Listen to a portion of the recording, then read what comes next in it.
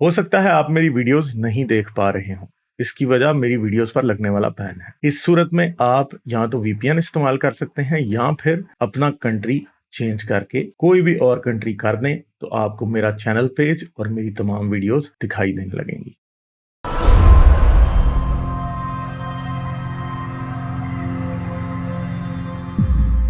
चलें, ये यहाँ पे कोई हजरत बगदाद के नाम से आए हैं, इनको देखते हैं हम। देखते हैं कि शायद ये कोई इनसे बात करते हैं। Hello hello. हेलो। हाँ जी, क्या हाल है, कैसे हैं आप? अनिक तालिम जी, बहुत बढ़िया। हाँ जी। आप बताइए। हाँ जी, हम ठीक हैं जी। अच्छा, क्या बात करेंगे? मैं ये दो चार सवाल हैं जो मैं एक आध बार रिसर्च वाला जी से भी पूछा हूँ, और साहिल के चैनल पे भी गया था। एक्चुअली ये समझ में नहीं आता कि जो मेरे कई सारे मुस्लिम दोस्त हैं, हिंदू भी हैं बहुत सारे, और मुसलमान भी हैं कई सारे, क्योंकि मेरा ओरिजिन जो है वो लखनऊ से है। तो आप समझ ही सकते हैं वहाँ पे हर तबका है काफ़ी तादाद में। तो ये समझ में नहीं आता कि जो पढ़े लिखे भी मुसलमान होते हैं, जिनको मतलब थोड़ा बायो केमिस्ट्री फिजिक्स सब कुछ पढ़े होते हैं, उनसे भी जब ये सवाल ऐसे कुछ क्वेश्चन पूछिए कि रोज़ा तुम मान लो कि शाम को 6 बजे जब भी सूरज डूब रहा है तोड़ते हो या खोलते हो, तो नॉर्थ पोल पे जाओगे तो कैसे करोगे? कईयों को तो पता ही नहीं होता कि सूरज 6 महीने तक नहीं डूबता वहां पे। मतलब जो वाकई जिन्होंने पढ़ाई कर रखी है ना, ग्रेजुएट हो रखे हैं, जिन्होंने प्रॉपर कम से कम 10वीं तक तो साइंस पढ़ी है, बाद में मान लीजिए उन्होंने कॉमर्स ले लिया या आर्ट्स ले लिया, उनको पता भी नहीं होता। और अगर मतलब उसको या तो चाव से नहीं पढ़ते, और उन्हीं लोगों से अगर तबलीग की बात करिए कि वो अपने मजहब के बारे में तो काफी कुछ जानते हैं। मतलब ऐसा नहीं है कि बहुत इन डेप्थ नॉलेज होती है आपके जैसी, लेकिन उनको काफी नॉलेज होती है अपने मजहब के बारे में। लेकिन अगर वही साइंस की या थोड़ी सी भी लॉजिक की बात करने लग जाइए, तो फिर या तो वो उस टॉपिक से हट जाएंगे, क्योंकि दोस्ती है तो थोड़ा बहुत वो भी लहजा भी होता है और कद्र भी होती है। या तो टॉपिक से हट जाएंगे, या बात ही नहीं करेंगे, या कह देंगे वो सब झूठ है, ऐसा कुछ होता ही नहीं है। तो ऐसा ऐसा ये नेग्लिजेंस क्यों है, मैं कभी समझ नहीं पाता हूँ। और इसका खैर आंसर सचिवाला जी ने भी यही कहा कि ये एजुकेशन की कमी है, ये है वो है। बट मुझे तो लगता है एजुकेटेड सेक्शन भी जो है वो कहीं हद तक साइंस को बस केवल यही मानता है कि ये दुनियावी बातें हैं, इसका कोई मतलब नहीं है आगे। मगर ये प्रॉब्लम हर रिलीजन में एग्जिस्ट करता है ना। अब नहीं क्रिश्चियन मतलब है तो मैं आपको, उनको भी, नहीं आपकी बात ही हिंदू सही है है, तो हर उनको भी। रिलीजन में होगा level, the level of ignorance, the level of negligence. क्योंकि मैं आपको ये बात यही बताऊं कि मैं मेरे बहुत सारे क्रिश्चियन फ्रेंड्स भी हैं, Christian girls married to Punjabi boys girls married to Christian girls. उन लोगों में इतना ऐसा था वो नहीं है, प्रॉब्लम नहीं है। एक ही फैमिली में सारे फेस्टिवल मनेंगे, कोई नाम भी चेंज नहीं हुआ, किसी ने बैप्टिज्म भी नहीं करवाया अपने बच्चों का, ये वो। नहीं, वो तो एक ले- पर्सनल वैल्यूज के ऊपर आप चले गए हैं ना। हाँ, तो हम मतलब तो मेरे ये ही बात ग्रुप अभी में बता कर रहा हूँ, रहे हैं कि सेम ये एजुकेशन। साइंस को रिजेक्ट क्यों करते हैं। तो हाँ, साइंस को सेम तो सभी एजुकेशन रिजेक्ट लेवल के करते लोग हैं। हैं। कैथोलिक क्रिश्चियन जो हैं वो बड़े लिबरल हैं कि वो दूसरे मजहब के ऊपर लड़ेंगे नहीं, कुछ नहीं करेंगे, मगर इलॉजिकल और अनसाइंटिफिक वो उतने ही हैं, क्योंकि मैं ये वहां से बात आता आपकी भी हूं। कई ठीक हद है। तक सही है, बहुत लोगों और ने वैक्सीन नहीं ली। हाँ, और हिंदू जब हमारे पास आते हैं तो वो आके जब जन्मों की बातें शुरू कर देते हैं तो वो भी अब सूडो साइंस को प्रमोट करने लगते हैं। तो उसकी अब जो सबसे सिंपल बात वो ये है कि जैसे अभी थोड़ी देर पहले हम बात कर रहे थे कि लोगों, हमारे यहाँ एजुकेशन का भी मकसद क्या है? अच्छी नौकरी लेना। ठीक है, इंजीनियर को ये पता ही नहीं है। मैंने और नहुआ सेथियस ने आज साइंस के बारे में बात की थी कि साइंस के मजहब से क्यों बैर है। क्योंकि इंजीनियर को भी ये नहीं पता। इंजीनियर इसलिए नहीं साइंस में इंटरेस्टेड कि उसे साइंस में इंटरेस्ट है। वो साइंस में इसलिए इंटरेस्टेड है कि जी। उसको उसको अच्छी जॉब लेनी है, उसे 6 फिगर सैलरी चाहिए, इसलिए वो करेक्ट। साइंस पढ़ रहा है, इसलिए वो इंजीनियरिंग कर रहा है। डॉक्टर इसलिए नहीं डॉक्टर बनता कि जी उसको कोई वाकई मेडिसिन में कोई इंटरेस्ट है। वो इसलिए डॉक्टर बनता है कि उसे सोशल स्टेटस चाहिए, उसे उसको 6 फिगर सैलरी चाहिए। बल्कि डॉक्टर्स तो आपको पता है गोल्ड माइंस हैं, जैसे जैसे गोल्ड माइंस क्या है, बल्कि आप उसको ये कहेंगे कि डॉक्टर्स तो शायद कोई बड़ी एंटीक पेंटिंग है कि जितनी जितनी उसकी उम्र बढ़ती जाती है वो उतना उसकी वैल्यू बढ़ती जाती है।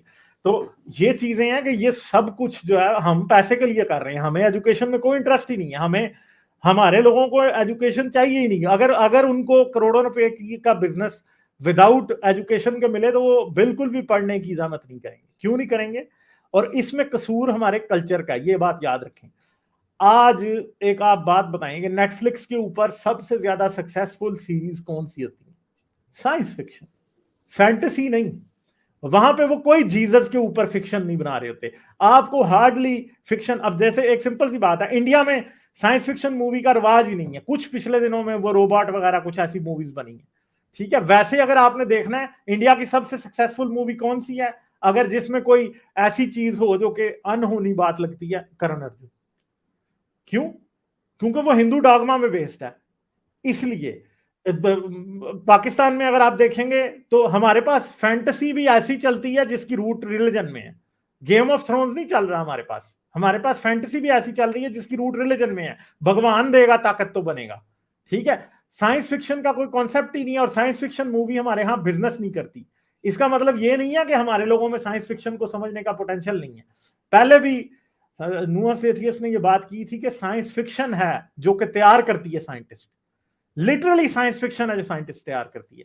और हमारे यहाँ साइंस फिक्शन का कॉन्सेप्ट दूर दूर तक है ही नहीं है, हमारे यहाँ अंडरस्टैंडिंग की बात ही नहीं है। वो स्टार ट्रेक बना रहे थे, वो एच जी वेल्स ने 1898 में एटॉमिक बॉम्ब के नाम का नॉवल लिखा था, एटम बम के नाम का। और वो एटम बम का नॉवल जो है वो 1946 में, उसके तकरीबन 48 ईयर्स बाद एटम बम जो है वो हिरोशिमा और नागासाकी पे 44 था शायद, मेरे अब जेन में ही है सही, गिरा दिया गया। तो अब आप मुझे बताएं कि वो सबसे पहले ये बात कि एटम के अंदर एनर्जी छुपी हुई है, ये एच जी वेल्स ने की थी। नहीं, मैं एक बात, एच जी वेल्स ये वो लोग हैं जिन्होंने एक पूरी जनरेशन तैयार की है। ये क्या इसका नाम है, लूकस फिल्म्स वाला, क्या इसका नाम है, जॉर्ज लूकस।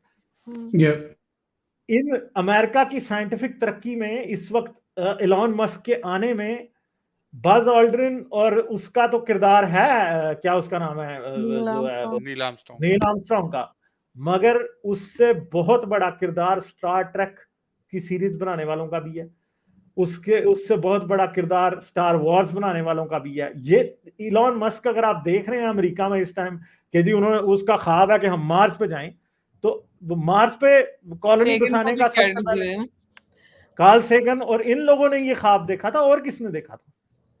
ये वो बात आपकी का बहुत मतलब मानता हूँ काफी हद तक सही है कि एजुकेशन सिस्टम का भी और थॉट प्रोसेस का बहुत बड़ा फर्क है, जो कि अब चेंज हो रहा है। कम से कम इंडिया में तो मैं देखता ही हूँ कि चेंज हो रहा है, क्योंकि एजुकेशन सिस्टम हमारा अंग्रेजों को दिया हुआ है, और उनको चाहिए थे मुनीम। उनको कोई ऐसा कोई बंदा नहीं चाहिए था जो उठ करके कंपनी बना दे। उनको चाहिए था जो उनकी बनी बनाई कंपनी है उसको चलाने वाला, उनको चाहिए थे क्लर्क्स, उनको चाहिए थे काम करने वाले जो इंजीनियर, तो उसी लिए फोकस ज्यादा रहा। लेकिन हाँ, ये बात आपकी सही है कि अब नहीं, धीरे धीरे मैं करके गोरे को तरक्की इस हो तरह रही है। ब्लेम करने के खिलाफ हूँ, मैं गोरे को इस तरह ब्लेम करने के खिलाफ हूँ। नहीं, क्यों? आपका क्योंकि अग्रीमेंट अपनी आपको जगह है, बट आप देख लीजिए सुने तो एजुकेशन सही, सिस्टम में। सर सुने तो सही, सर सुने तो सही, सर सुने तो सही। जी जी, बोलिए बोलिए क्या बोलिए। क्या क्या दिल्ली में यूनिवर्सिटी वो नहीं बना के गए थे? क्या उस यूनिवर्सिटी में फिजिक्स की चेयर नहीं थी? थी ना। उधर क्या केमिस्ट्री की चेयर नहीं थी? थी। मैथमेटिक्स की चेयर नहीं थी? थी। फिलॉसफी की थी या नहीं थी? थी।